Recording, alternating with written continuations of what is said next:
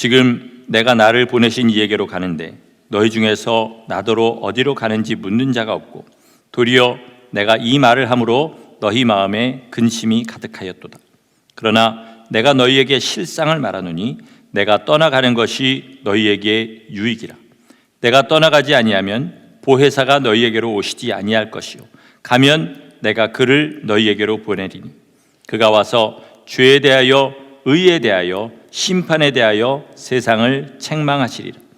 죄에 대하여라 함은 그들이 나를 믿지 아니하며 의에 대하여라 함은 내가 아버지께로 가니 너희가 다시 나를 보지 못하며 심판에 대하여라 함은 이 세상 임금이 심판을 받았습니다. 내가 아직도 너희에게 이를 것이 많으나 지금은 너희가 감당하지 못하리라.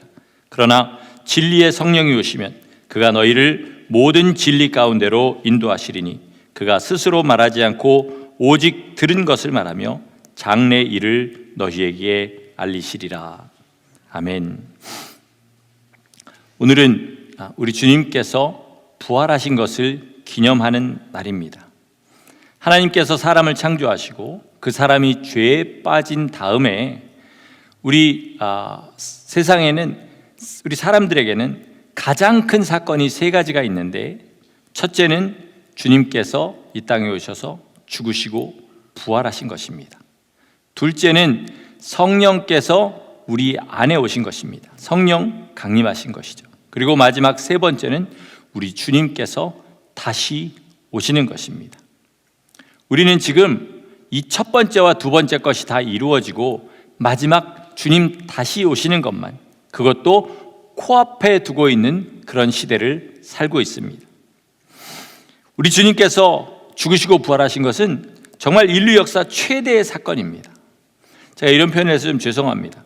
만약에 부활이 없다면, 우리에게 하늘의 소망이 없다면 인간은 개, 돼지만도 못하다고 볼 수 있습니다. 왜요?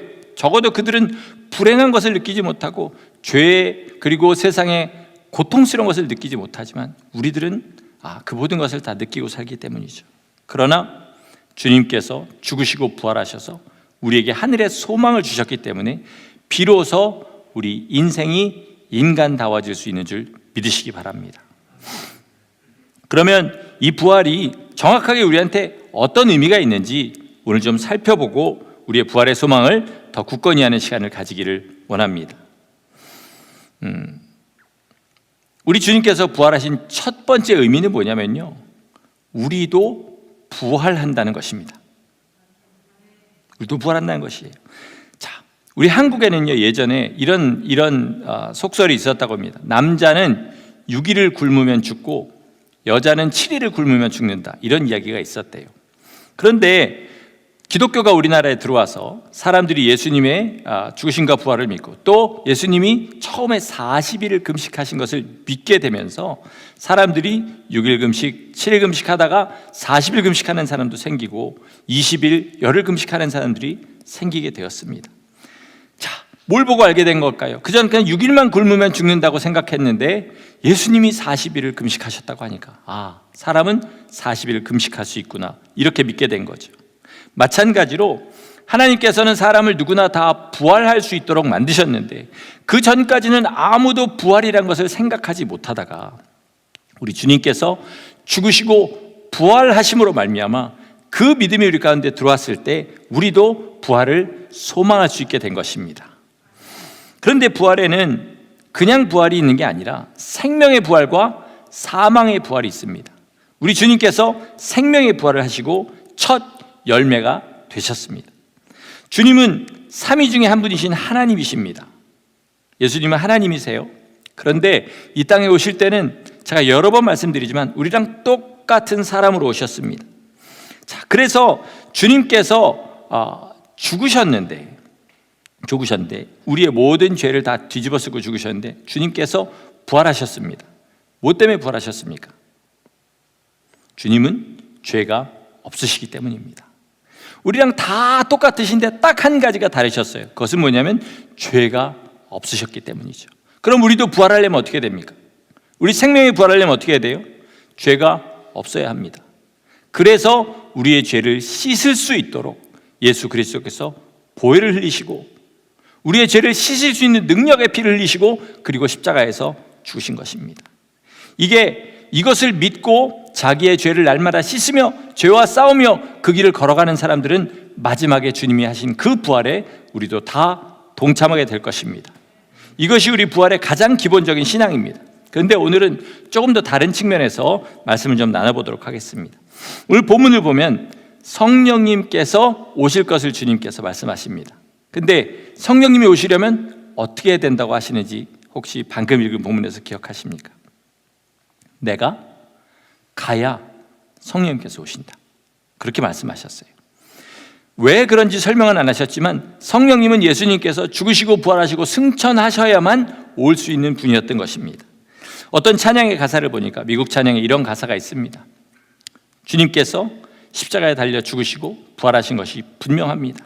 왜냐하면 지금 내 안에 성령님이 계시기 때문입니다. 이렇게 고백하는 찬양이 있습니다.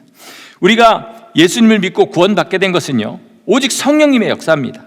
그런데 그것을 경험한 사람들은 무엇을 알게 되냐? 주님이 죽으시고 부활하셨구나, 그래서 약속하신 대로 성령님이 내게 오셨구나, 이것이 바로 부활의 증거이기도 한 것입니다. 그런데 우리가 분명하게 알아야 될 것이 하나 있습니다. 요즘 집에만 있으니까 아마존 많이들 이용하시죠?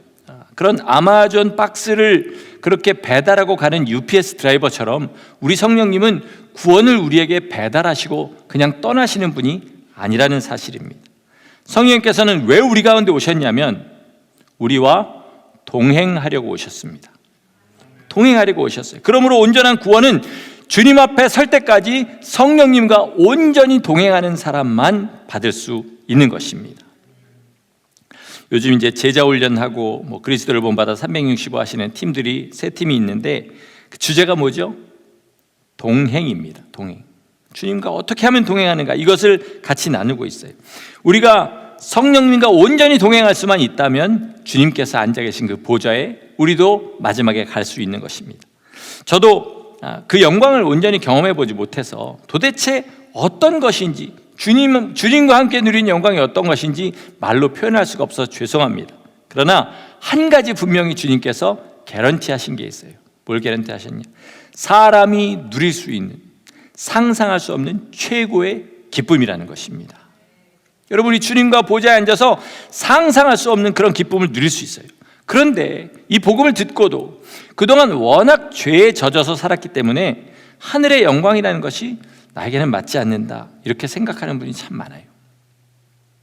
우리 새끼 코끼리 얘기하시죠? 말뚝에다 묶어놓으면 처음에는 자기 힘으로 안 되는 줄 알고 몇 번 하다가 못 나온 다음에 나중에 장성에서는 힘이 충분히 있음에도 불구하고 시도도 안 해보는 그 새끼 코끼리처럼 우리 너무 죄에 젖어서 저렇게 사는 거는 몇몇 사람만 가능하겠지, 정말 주님 뜻대로 사는 거는 믿음의 이런 위인들이나 가능하겠지라고 생각하고 지레 포기해버립니다. 그리고 하나님 앞에 이렇게 얘기합니다. 하나님, 저 지옥만 면해도 만족이니까 세상의 것이나 조금 더 주세요. 진짜 이렇게 기도하는 분은 없겠지만 실제로 우리의 삶이 그렇다는 것입니다. 그런데 빌립보서 3장에 보면 미국의 이민자로 살아가는 우리 마음에 이렇게 쏙 이해가 되는 그런 단어를 사용합니다. 그건 뭐냐면 시민권이라는 단어예요. 시민권. 예수님을 믿는 순간에 우리는 뭐가 됩니까? 하늘의 시민권자가 된 줄 믿으시기 바랍니다. 그런데 노숙자 사역을 나가보면 알지만요, 맨하탄이나 이런 못 사는 동네에 있는 많은 그 노숙자들이요, 시민권자들입니다. 시민권자들이에요. 우리 교회에서 이제 조금 지원해드리는 박금희 선교사님이라는 분이 있어요. 그분은 그리스에서 이란, 시리아 이런 사람들 난민을 상대로 그렇게 사역을 하시거든요. 그런데 이 난민들의 꿈이 뭔지 아십니까? 독일로 가는 거예요. 그들의 드림 컨트리는 독일입니다. 독일로 망명하는 게 꿈이에요. 그래서 어떻게든지 독일을 가려고 별 수단을 다 씁니다. 그래서 예를 들어서 내 식구가 그리스에 왔는데 한 사람만 독일에 갈 수 있다, 그러면 한 사람이 독일에 가요. 그럼 그 사람이 가서 시민권을 따서 이 사람을 초청하느냐? 그게 안 되고요, 이 사람들도 다 그런 기회를 통해서 가야 돼요. 그래서 한번 헤어진 그런 식구들이 몇 년 만에, 4, 5년 만에 만나는 그런 일도 있습니다. 그런데 막상 가보면 거기도 그렇게 크게 다르지가 않다고 해요. 그 사람들이 가서 거기서 뭐 굉장한 일을 하겠습니까? 그저 미니멈 웨이지 주는 그런 잡들 하면서 그렇게 있다 보니까 젊은이들은, 가족이 없는 젊은이들은 절망해서 어떻게 되냐면 그 돈 가지고 마약하고 술 마시고, 그래서 마약 중독, 알코올 중독자들이 된다는 거예요. 그러니까 독일 시민권을 가진 노숙자 신세가 되는 것입니다. 그런데 성경은 뭐라고 얘기하시냐면, 너희가 구원을 받아 하나님 앞에 간다 할지라도 이 노숙자와 같은 신세가 될 수 있다, 이렇게 말씀하셔요. 그 말이 어디 있습니까? 고린도서에 있습니다. 뭐라고 하죠? 너희가 이 땅에 행한 모든 것을 하나님 앞에 통과할 건데, 불을 통과할 건데, 그것이 다 타고 없어지면 너희는 구원을 얻되 불 가운데서 얻은 것과 같이 구원을 받는다. 무슨 말이에요? 아무것도 없이 그저 지옥만 면은 그런 신세가 된다는 것입니다. 그러면 어떤 사람이 이런 불 가운데서 얻은 구원과 같은 구원에 들어가느냐? 성령님과 동행하지 못한 사람들이 이런 구원에 들어간다는 것입니다. 그러면 지금부터 성령님과 동행하는 것이 무엇인지 주님의 말씀을 토대로 전하겠습니다. 우리 귀를 활짝 열고 들으시고 순종하셔서 남은 삶을 성령님과 동행하시기를 예수 이름으로 축원합니다. 아멘. 자, 첫째, 요한복음 14장 26절에 보면 주님께서 이렇게 말씀하셔요. 보혜사 곧 아버지께서 내 이름으로 보내실 성령, 그가 너희에게 모든 것을 가르치시고 내가 너희에게 말한 모든 것을 생각나게 하시리라, 이렇게 가르치십니다. 자, 성령님께서는요, 예수님께서 전하신 모든 말씀이 어떤 뜻인지 가르치시고 생각나게 하십니다. 처음 교회 나오시는 분들과 이야기를 해보면 공통적으로 하는 이야기가 있습니다. 분명히 한국말인데 성경을 읽으면 무슨 내용인지 전혀 모르겠다는 거예요.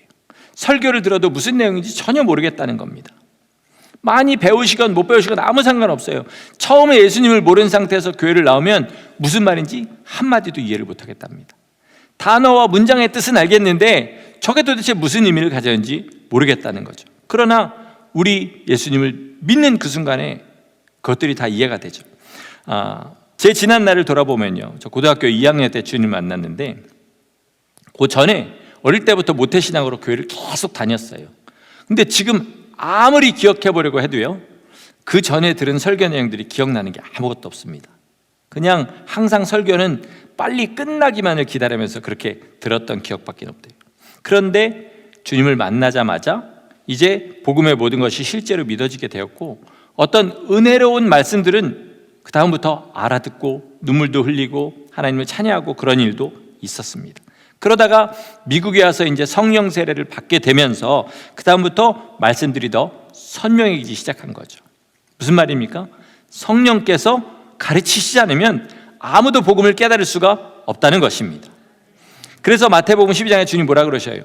어린아이들에게는 주님께서 이것을 나타내시고 지혜 있는 자들에게는 숨기신다. 왜요? 자기 지혜로 이해를 하려면 이해하지 못하지만 주님께서, 성령께서 그것을 깨닫게 하시면 깨달을 수 있다는 말입니다. 그리고 성령께서는 말씀을 생각나게 하세요. 우리 여러분들 다 아마 한 번씩은 경험이 있을 거로 믿습니다. 어떤 상황에서 갑자기 내가 외운 말씀이 아닌데 성경 말씀이 내 안에서 툭 하고 올라오는 때가 있습니다. 여러분 경험해 보셨습니까? 다들 경험하시죠?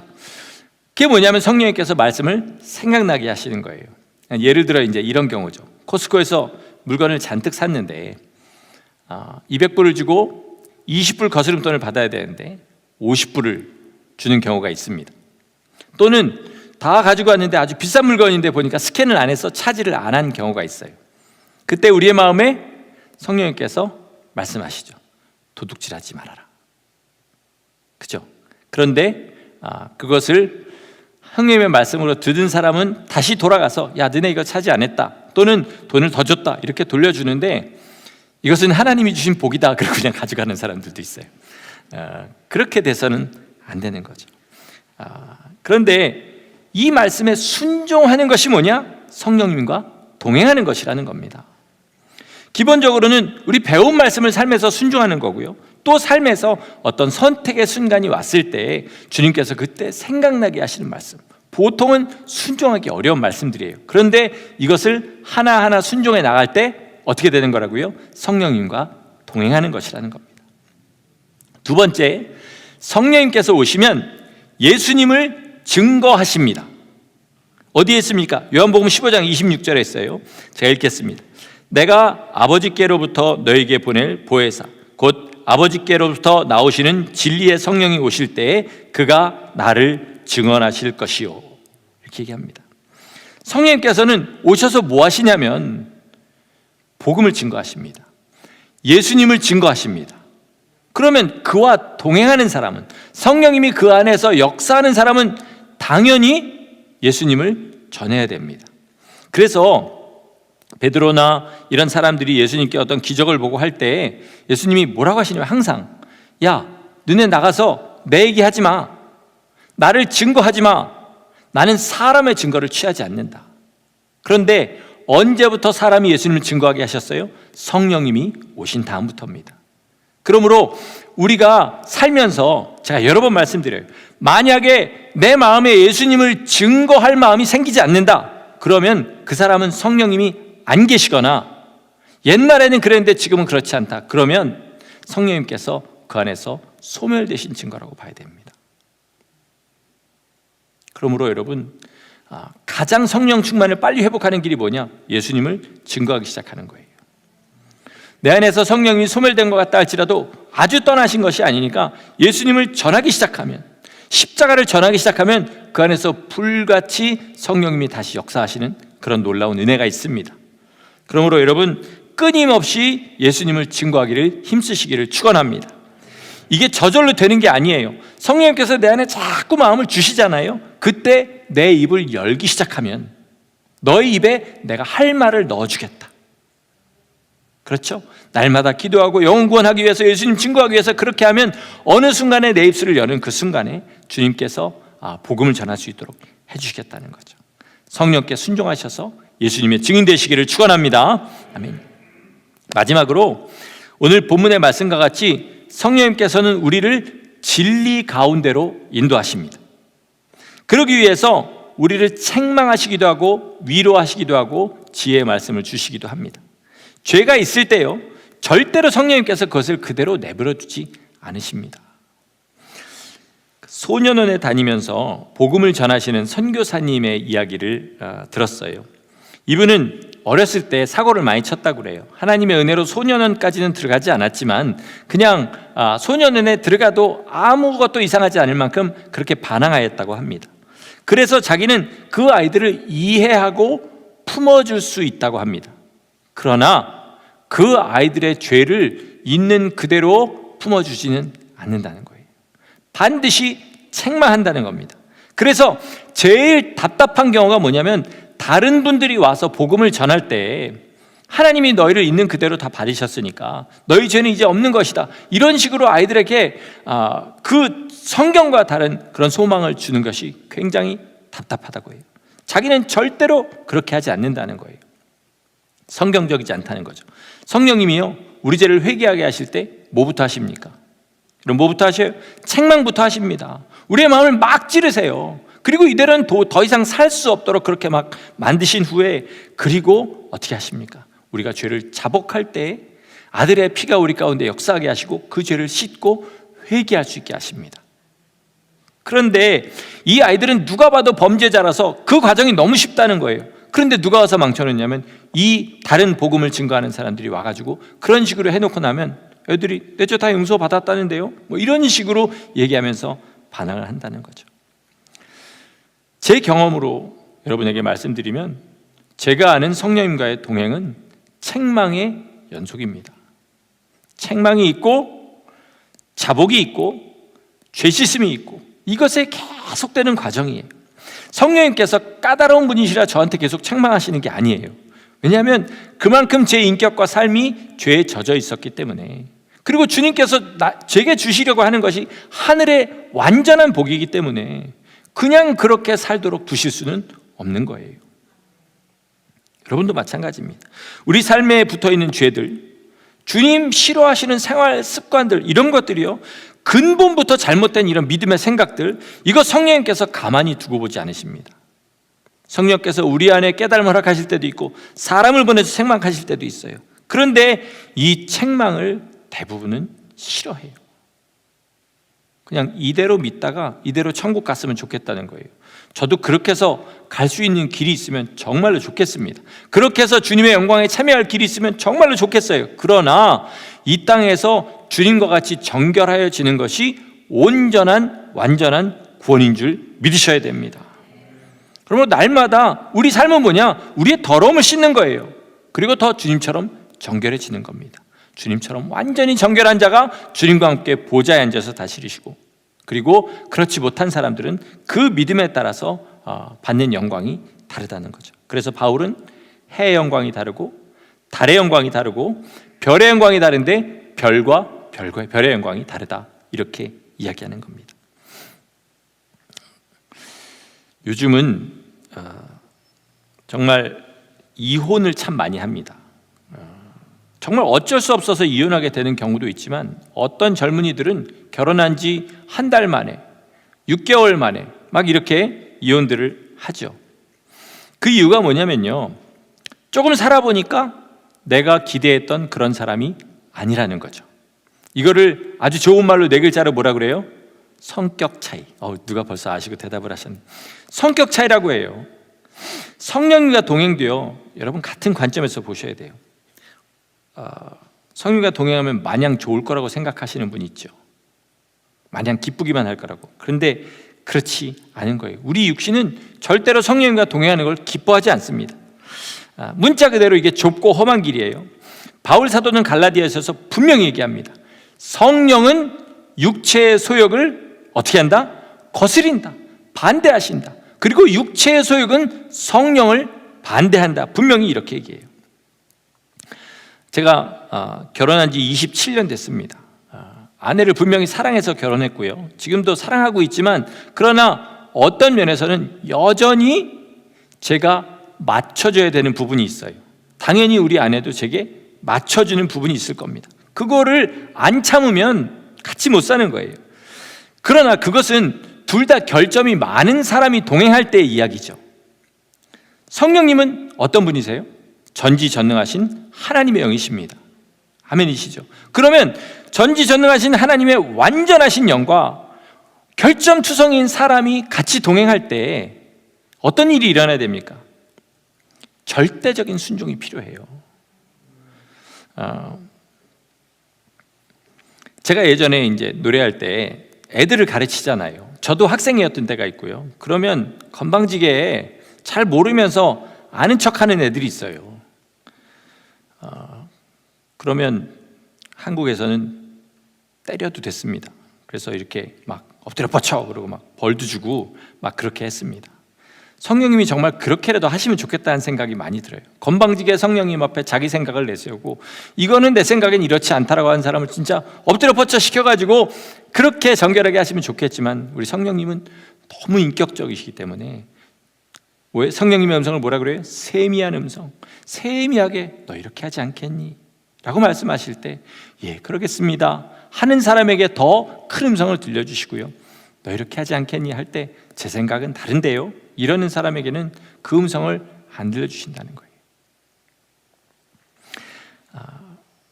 세상의 일도요, 10,000시간을 해야 마스터가 된다고 합니다. 예를 들어서 노래를 하는데 노래 연습을 10,000시간을 해야 마스터가 된다고 그래요. 악기를 하면 10,000시간을 해야 되고, 뭐 어떤 직업에 있어도 마스터가 되려면 10,000시간을 해야 된다. 그래서 10,000시간의 법칙이라는 말이 있습니다. 세상 일도 이렇습니다. 하물며 우리가 주님을 닮아가는 인생이 그냥 처음부터 내가 좋은 대로 되겠습니까? 영원한 삶을 준비하는 겁니다. 처음에 말씀드린 대로 지옥에서 천국으로 옮겨지는 구원은 어떻게 돼요? 오직 예수님의 피의 공로로 받습니다. 이게 진짜 은혜인 거죠. 누구도 할 수 없는 일을 주님께서 하셨으니까. 그러나 천국에서 어떤 영광을 누리느냐는 우리가 이 땅에서 얼마만큼 주님과 동행했느냐, 얼마만큼 주님과 하나 됐느냐에 따라서 받는다는 것이죠. 그러므로 하나님의 말씀 앞에 내 사정 내세우지 마세요. 주님, 나 이거 하면 손해가 너무 큽니다. 내세우지 마시라는 거예요. 이 땅의 것과 영원한 것을 어떻게 비교하겠냐는 거죠. 제 생각은 이렇습니다. 제 여지껏 살아온 삶의 경험은 이렇습니다. 이런 소리 함부로 하지 말라는 거죠. 이 세상에서도 스승과 제자면 제자는 오직 스승의 말을 듣는데, 하물며 영원하신 하나님의 말씀을 사람이 그 몇십 년 산 생각으로 그렇게 제 생각은 이렇습니다 하는 것 주님께서는 인정하지 않으십니다. 순종할 때 순종할 말씀과 순종하지 않을 말씀을 선택해서 하는 것, 이거는요 불순종입니다. 불순종이에요. 오늘 제가 자꾸 부부 얘기를 해서 죄송한데요, 부부가 심하게 싸웁니다. 왜 싸울까요? 서로 잘하고 마음에 드는 거는 안 싸워요. 문제는 뭐냐면 내가 원하는 대로 상대방이 안 해주는 것 때문에 싸우는 겁니다. 그러면 우리가 성령님과 동행할 때 내가 저절로 되는 순종들, 이것들 가지고 성령님이 아무 말씀도 안 하시고, 그거는 엄밀한 의미에서 자기 본능이지 순종도 아닙니다. 진짜 순종은 무엇이냐? 내 생각과 다른 것을 순종해야 순종인 거예요. 내 형편을 반해서 내 형편과 상관없이 주님이 하시는 말씀에 순종해야 순종인 것입니다. 성령님께서는 괜히 일을 어렵게 만드시는 분이 절대로 아닙니다. 진짜 우리에게 가장 좋은 것을 주시고 싶어서 그렇게 하시는 거예요. 여러분, 이것을 정말로 믿으셔야 될 줄 믿습니다.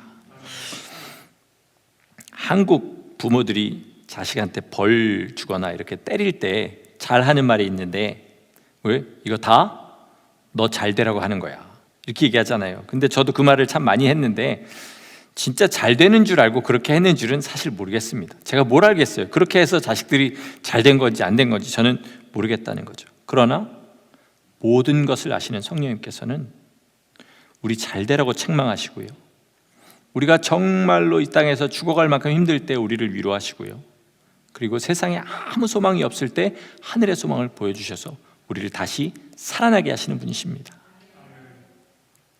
다만 듣고 순종하는 것은 각자의 몫입니다. 그래서 요한계시록을 보면 들을 귀 있는 자는 성령이 교회들에게 하시는 말씀을 들을지어다, 이렇게 말씀하시는 거예요. 여러분, 성령님의 음성을 들을 귀가 있으시기를 예수 이름으로 간절히 축원합니다. 말씀을 마치겠습니다. 성령님과 동행하는 가장 쉬운 길은 뭐냐면요, 주님을 사랑하는 겁니다. 그죠? 사랑하면, 이 땅에서도 남자 여자가 사랑하면 눈에 뭐가 띈다 그러잖아요. 주님을 사랑하면 아무리 세상에 어려운 일이 있고, 아무리 큰 손해가 있고, 아무리 내가 하기 싫은 일이라 할지라도 주님이 기뻐하시기 때문에 하게 됩니다. 그럴 때 우리의 삶에 뭐가 쌓여요? 영원한 하늘의 상급이 쌓이게 됩니다. 이것이 가장 완벽한 성령님과의 동행이고요, 그 동행이 무엇으로 말미암아 이루어졌냐면 우리 주님께서 죽으시고 부활하심으로 말미암아 우리에게 성령이 오신 것입니다. 엄청난 값을 치르시고 성령이 우리 가운데 오신 거예요. 얼마나 우리에게 좋은 것이면 그랬겠습니까? 성도 여러분, 주님 앞에 설 때까지 주님 제게 말씀하시옵소서. 저는 순종하겠습니다. 주의 말씀이 기억나게 하시옵소서. 기억나게 하시는 대로 순종하겠습니다. 날마다 성령님께 그렇게 기도하시면서 우리의 삶이 주님과 하나 되는 복된 성도들 되시기를 예수 그리스도 이름으로 간절히 축원합니다. 아멘. 기도하시겠습니다. 우리 주님 부활하셔서 하늘 보좌에 앉으심으로 아버지께 구하여서 성령을 우리에게 보내주심을 감사합니다. 하나님, 정말로 날마다 주께서 나와 함께 하신다는 것을 깨닫게 하여 주시옵시고, 주님 오늘도 제 삶에서 무엇을 원하십니까? 날마다 기도하고 물어서 우리 하나님께서 기뻐하시는 순종의 삶, 성령님과 온전히 동행하는 거룩한 삶 살게 하여 주시옵소서. 아버지, 우리가 함부로 우리의 생각과 우리의 욕심을 하나님 앞에 아뢰지 않게 도와주시옵시고, 오직 하나님께서 우리의 과거, 현재, 미래를 다 알고 계시는 주님께서 우리에게 가장 좋은 길을 보이실 때 오직 순종함으로 생명의 좁은 길 걸어가게 하여 주시옵소서. 오늘도 함께 하시는 주님 감사합니다. 예수 그리스도 이름으로 기도드렸습니다. 아멘.